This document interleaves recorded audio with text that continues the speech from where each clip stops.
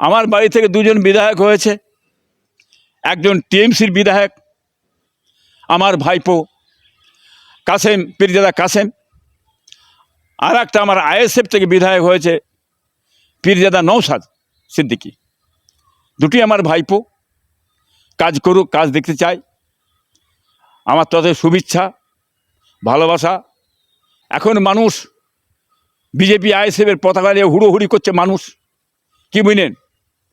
কে কোথা থেকে ঢিল মারছে এটা বোঝা যাচ্ছে না। দুদিন পরে এটা সঠিক বুঝতে পারবেন কে কোথা আছে।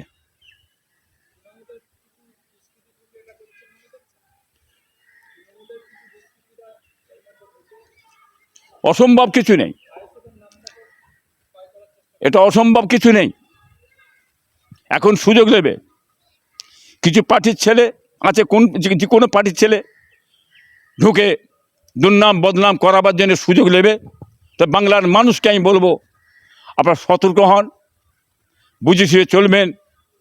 আপনারা যেন ভুল পথে পা দেবেন না, আইনকে মেনে চলবেন, আইনকে খবরদার নিজে হাতে তুলে নেবেন না। আমি নিষেধ করছি। অসুবিধে সুবিধে যেটা হবে প্রশাসন বিভাগকে জানান। এখন নতুন সরকার এসেছে, ইনি কি করেন না করেন আপনারা একটু দেখুন, ধৈর্য ধরুন। আশা করি এই সরকার ভালোভাবে চালাবে, আশা করি। আমার বাড়ি থেকে দুজন বিধায়ক হয়েছে, একজন টিএমসির বিধায়ক আমার ভাইপো কাসেম, পীরজাদা কাসেম, আর একটা আমার আইএসএফ থেকে বিধায়ক হয়েছে পীরজাদা নওশাদ সিদ্দিকী। দুটি আমার ভাইপো, কাজ করুক, কাজ দেখতে চাই। আমার তাদের শুভেচ্ছা, ভালোবাসা এটা আমি জানাই সকলকেই। অথবা আল্লাহ করেছেন মানুষের কাজ করুক, পাশে দাঁড়াক, আমার তরফ থেকে ভালোবাসা শুভেচ্ছা জানানো। আমি কাজটা সাপোর্ট করি, অন্যায়ের বিরুদ্ধে বলি। অন্যায় কাজ করে কেউ আমাকে রেহাই পায় না। আজ 15 বছর ধরে লড়াই চালিয়ে এসছি একভাবে, এক জায়গায় দাঁড়িয়ে। তারও আগে থাকতে, এর আগে 34 বছর বামফ্রন্ট সরকার ছিল, তখন তো লড়াই করে আসছি। এখন 15 বছর আপনার তৃণমূল ছিল, লড়াই করে আসছি, ন্যায় কথা বলে যাচ্ছি। অর্থাৎ আমি ন্যায়ের পক্ষে, আমি রাজনীতি করি না, আমি প্রতিবাদ করি, অন্যায়ের প্রতিবাদ করি, কি বুঝলেন?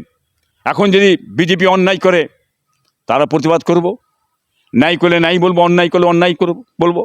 যেমন বিভিন্ন জায়গায় অত্যাচার, জুলুম, কি যে ভাঙ চুরিটা ওটা হচ্ছে, এটা সঠিক হচ্ছে না।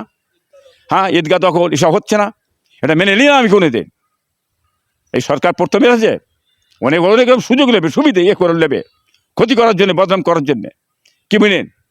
এটা হতেই পারে, সেটা যাচাই করতে হবে সত্য না মিথ্যে, কথা বুঝলেন? অতএব অনেক জায়গায় করেছে, ক্ষমা চাইছে, সে বুঝতে পারছি আমরা, বুঝলেন না? যেমন বারাসাতে একটা মুজ ভেঙেছে, ক্ষমা চেয়েছে, বিভিন্ন জায়গায় ক্ষমা চাইছে, সেটাও দেখতে পাচ্ছি আমরা। আমরা মূল্যায়ন করছে কোন দিকে কী যাচ্ছে না যাচ্ছে, বুঝলেন? অতএব আমরা প্রতিবাদ করা লোক, অন্যায়ের প্রতিবাদ। আমার ভাইপো অন্যায় করবে আর আমি চুপকে সাপোর্ট করব না, ওটা নয়, ওই লোক আমি নয়। আমরা অন্যায়ের প্রতিবাদ করি, যে দল ভালো কাজ করবে সেই দলকে সাপোর্ট করব। যে দল অন্যায় করবে, তোলাবাজি করবে, গুন্ডামি করবে, মারবে, লুট করবে, মানুষকে অত্যাচার করে খুন খারাপি করবে, মানুষের জমি কেড়ে নেবে, মানুষের দোকান ভেঙে দেবে, কি বুঝলেন? জলকর ভেঙে নেবে, দখল করে নেবে, লুটতরাজ করবে, এইটাকে কোনো দিন আমি মেনে নিইনি, নেব না ইনশাল্লাহ। এ কথা আমি বলতে চাই। মানুষ সুষ্ঠুভাবে চলবে, যে যার অধিকার নিয়ে চলবে, এটাই আমি চাই। দেশে নতুন সরকার এসেছে, শিক্ষা হোক, চাকরি হোক, কর্ম হোক, মানুষ অধিকার ফিরে পাক, শিল্প হোক, মানুষ কাজ পাক। ধর্মকে নিয়ে আপনি মানুষকে অন্যদিকে নিয়ে চলে যাবেন, এটা নয়। ধর্মের জায়গায় ধর্ম থাকবে, কর্মের জায়গায় কর্ম থাকবে। আজ সরকারকে বাংলার মানুষ নিয়ে এসেছে, এত কষ্ট করে বিজেপি সরকারকে অত্যাচার জুলুমের জন্য ভোট দিয়েছে। মানুষ চাই কর্ম, শিক্ষা, চাকরি, কৃষি, অধিকার ফিরে পাবে। গরিব অসহায় মানুষ তারা তাদের অধিকার ফিরে পাবে, এইটার জন্যই মানুষ চেয়েছে। আর একটা জিনিস মনে রাখবেন যে আজকে কিছু কিছু মানুষ বলছে আমাদের আর ভোট দেয়নি, সংখ্যালঘু মানুষ ভোট দেয়নি, আমরা তাদের মুখের দিকে তাকাবো কেন, দেখবো কেন? এই ধরনের কথাবার্তা বিজেপির মধ্যে বলেছে এটা সঠিক তো নয়। এর আগেও তৃণমূল সরকার বলেছিল, তার নেতারা বলেছিল, ওই শওকত মোল্লা ওই সব নেতারা বলেছিল যে আমাকে ভোট দেবে, তাদের আমরা কাজ দেবো, তাদের ঘরে আমরা ঘর করে দেবো। কি বুঝলেন? তারা আমাদেরকে পাবে, যারা ভোট দেবে না তারা পাবে না। হ্যাঁ, এই ভোটের পরে সব তাদের নাম বাদ দিয়ে দেওয়া হবে। সম্পত্তি কি তার বাবার নাকি? জনগণের টাকা, ট্যাক্সের টাকা দেবে না কেন? কি বুঝলেন? সেই কথা এই বিজেপির মুখ দিয়ে বেরোয় যে আমরা যাদের ঘরে দেখেছে সংখ্যালঘু মানুষ, আমরা দেখে না, আমরা দেখবো না সংখ্যালঘু মানুষকে। হ্যাঁ, তাহলে তৃণমূল আর বিজেপি বাদ রইল কোথায়? একই তো জিনিস হয়ে গেল। হ্যাঁ, দিদি মোদি তাহলে একই জায়গায় তো। উনি যাবেন, এ নিয়ে তা বলছেন টাকা কার টাকা দেবেন না সংখ্যালঘুদের ঘরে, দেখবেন না? আপনি বসেছেন, আপনি উপমুখ্যমন্ত্রী হয়েছেন, কার টাকা ওটা? সংখ্যাগরিষ্ঠ মানুষের টাকা না সংখ্যালঘুদের টাকা? সংখ্যালঘুদের টাকা আছে, সংখ্যাগরিষ্ঠের টাকা আছে, উভয়ের টাকা আছে, ট্যাক্সের টাকা। যদি আপনি সংখ্যালঘুদের না দেন তাহলে সংখ্যালঘু মানুষ কেন ট্যাক্স দেবে আপনাদের ঘাটে? কিসের জন্য ট্যাক্স তুলছেন আপনি? তাহলে কোনো সংখ্যালঘু মানুষ ট্যাক্স দেবে না, ট্যাক্স বন্ধ করে দেবে। তারা কেন দিয়ে যাবে? হ্যাঁ, তাহলে আপনি সংখ্যাগরিষ্ঠ মানুষের ট্যাক্সের টাকা নিয়ে আপনি সংখ্যাগরিষ্ঠ মানুষ দেন? হ্যাঁ, কথাগুলো বুঝে বলতে হবে, চিন্তা করে বলতে হবে। আপনি দেশের উপমুখ্যমন্ত্রী, আপনাকে আশা করে সবাই, জাতীয় ধর্ম বর্ণ নির্বিশেষে সকলেই আশাই করবে। যদি সকলকে মুখের দিকেই থাকতে হবে, যে গরিব অসহায় মানুষ তাকেও দেখতে হবে, যে আমাকে ভালোবাসে তাকেও দেখতে হবে, যে ভালোবাসেন আমি তাকেও দেখব। একদিন না একদিন তারা আপনাকে ভালোবাসবে। আপনার এমন না ব্যবহার হয় তারা না পিছিয়ে চলে যায়, ঘুরে না চলে যায়। আমার আদর্শ, আমার কথাবার্তা দেখে সব দলমত আমাকে ভালোবাসবে, সকলকে আমি দেখব। যেমন মহামান্য মুখ্যমন্ত্রী আপনার শুভেন্দু সাহেব বলেছেন আমি সকলের মুখ্যমন্ত্রী, আমি সব জাতির মুখ্যমন্ত্রী।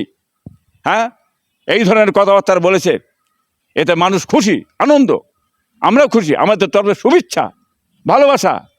মালিক বেঁচে রাখেন, কাজ করান, এটি আমরা চাইব। আমরা দোয়া করি ওই মুখ্যমন্ত্রীর জন্যে, যে সকল মানুষের জন্যে কাজ করবে, তার জন্যই আমরা দোয়া করি। ভুল করলেই প্রতিবাদ করব, সে যে দলমতে হোক, সে তৃণমূল হোক, বিজেপি হোক, কংগ্রেস হোক, আইএসএফ হোক, সিপিএম হোক, হ্যাঁ, যে কোনো দলমত হোক, ভুল করলেই প্রতিবাদ করব। কারো খেয়ে নেই, পিঁধে নেই, নিয়ে নেই, আমরা অন্যায়ের প্রতিবাদ করি।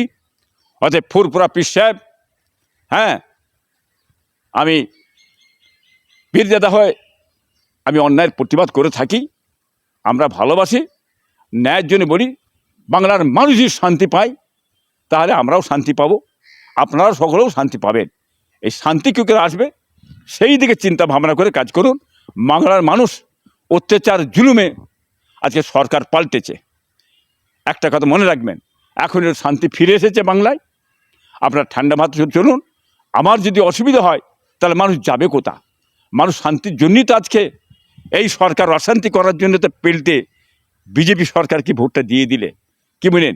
শান্তির জন্যে। যদি আবার অশান্তি হয়, আবার যদি ভাঙচুর হয়, আবার লুটতারা হয়, আবার মসজিদ ভাঙা হয়, আবার মানুষের বোরকা ধরে যে টানা হয়, হ্যাঁ, রাস্তাঘাটে বেজ্জিত হয়, এজন্যে মানুষ বিজেপিকে নিয়ে আসেনি। বিজেপিকে নিয়ে আসেছে জাতি ধর্ম বর্ণ নির্বিশেষে সকল মানুষের কাজ করে, সকল মানুষকে ভালোবাসবে। এই জন্যই মানুষ কিছু পাওয়ার জন্যে সরকারকে নিয়ে এসেছে।